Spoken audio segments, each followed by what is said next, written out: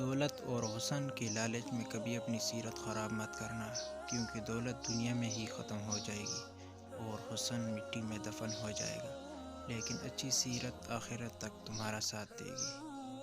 واحد اللہ کا در ہے جہاں اگر بغیر بلائی بھی چلے جائے تو شرمندگی نہیں ہوتی بلکہ سکون ملتا ہے۔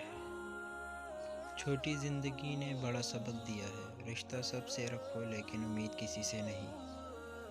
کبھی ماں باپ یاد آئے تو بہن بھائی مل کر بیٹھا کرو، کسی کے چہرے پر ماں مسکراتی نظر آئے گی، کسی کے لہجے میں باپ۔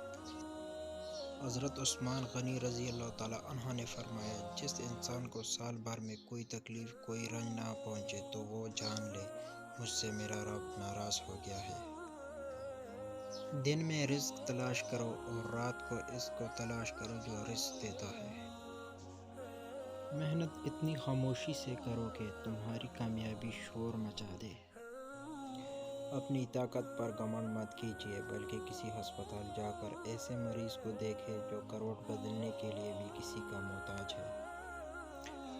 پتہ ہے محبت کیا ہے؟ وہ سارا دن ہمارے گناہ دیکھتا رہتا ہے اور صبح اپنے ہی فرشتوں کے ہاتھوں ہمارا رزق بھیجتا ہے۔ زندگی برف کی طرح ہے، نیک کاموں میں گزارو ورنہ پگھل تو رہے ہیں، ختم بھی ہو جائیں گے۔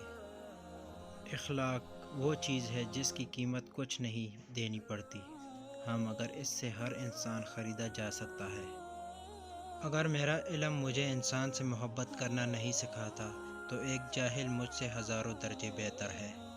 زیادہ سوچو گے تو پریشان رہو گے، اپنے معلومات کو اللہ پہ چھوڑ دیا کرو۔